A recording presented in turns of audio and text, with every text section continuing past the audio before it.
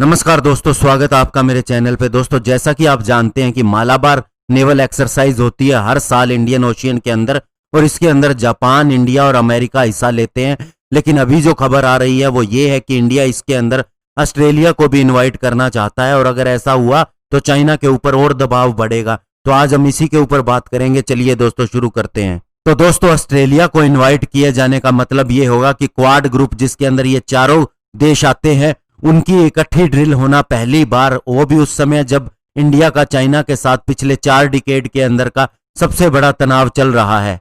तो दोस्तों, इस ड्रिल के अंदर इंडिया, जापान, ऑस्ट्रेलिया और यूएस की नेवी एक दूसरे के नजदीक आ जाएगी और साथ में एक्सरसाइज करेगी, और ये बे ऑफ बंगाल के अंदर होगा इस साल के अंत तक। ये बात एक डिफेंस ऑफिशियल ने बताई है, लेकिन अपना नाम न खुलासा करने का कहा है। और दोस्तों, माना जा रहा है कि नेक्स्ट वीक ही इंडिया ऑफिशियली ऑस्ट्रेलिया को इनवाइट कर देगा इस एक्सरसाइज के लिए।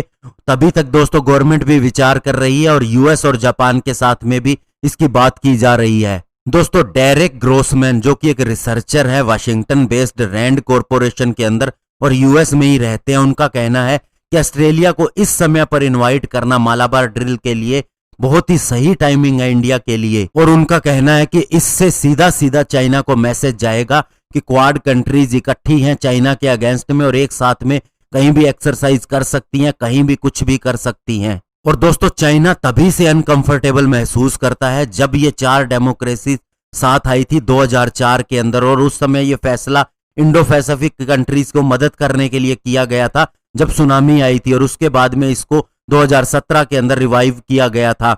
और दोस्तों, अब कोरोना वायरस पैंडेमिक के बाद में भी ये ग्रुप आपस में हर मंथ डिस्कस करता है, और हर मंथ वियतनाम, साउथ कोरिया और न्यूजीलैंड के साथ में भी कोऑर्डिनेट करता है। और दोस्तों, ऑस्ट्रेलिया के डिफेंस डिपार्टमेंट के एक स्पोक्सपर्सन ने भी अपने ईमेल्ड स्टेटमेंट के अंदर कहा है कि अभी उन्हें ऑफिशियली मालाबार एक्सरसाइज के लिए इन्विटेशन नहीं मिला है, लेकिन जहां तक उनकी बात है वे इस क्वाड्रिलेटरल डिफेंस एक्टिविटीज के अंदर अपना हिस्सा रखना चाहते हैं, और इसके अलावा उनका इंटरेस्ट भी है एक फ्री, ओपन और प्रोस्पेरस इंडो पैसिफिक रीजन के अंदर। दोस्तों, मालाबार एक्सरसाइज का सबसे पहले फैसला 1992 में यूएस और इंडिया नेवी के बीच में लिया गया, और 2004 से ये रेगुलर चल रही है, और इनके साथ में कोई ना कोई एशियन नेशन भी होती है। लेकिन चाइना ने पहली बार तब इस पे ऑब्जेक्ट किया था जब ऑस्ट्रेलिया ने भी पार्टिसिपेट किया था इंडिया, जापान, यूएस, सिंगापुर के साथ में 2007 के अंदर। लेकिन अब डिफरेंस ये है कि ऑस्ट्रेलिया और इंडिया के बीच में एक डिफेंस एग्रीमेंट भी है, और इन्होंने इसी साल मई मंथ के अंदर एक लॉजिस्टिक सपोर्ट एग्रीमेंट के ऊपर भी साइन किए हैं, जिसके अंदर दोस्तों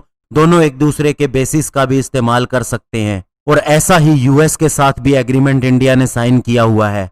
और दोस्तों, एक फॉर्मर इंडियन हाई कमिश्नर जो कि ऑस्ट्रेलिया में रह चुके हैं, बीरेन नंदा, उनका कहना है कि इसका सिर्फ इतना सा मतलब है कि इंडिया और ऑस्ट्रेलिया के बीच में डिफेंस और इकोनॉमिक टाइज बढ़े, जैसा कि जून 2019 के दौरान इंडिया और ऑस्ट्रेलिया के बीच में $14.5 बिलियन का बिजनेस हुआ। लेकिन अब अगर चाइना इसके अंदर विरोध कर देता है तो इसके मायने कुछ और निकल जाएंगे।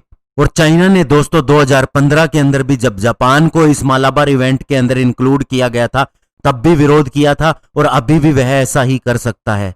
तो दोस्तों, ओवरऑल कहने का मतलब है कि अब इंडिया और चाइना के बीच में जो स्टैंड ऑफ रहा है, हालांकि ये अब खत्म होने की तरफ है, लेकिन अभी भी चाइना पर भरोसा नहीं किया जा सकता।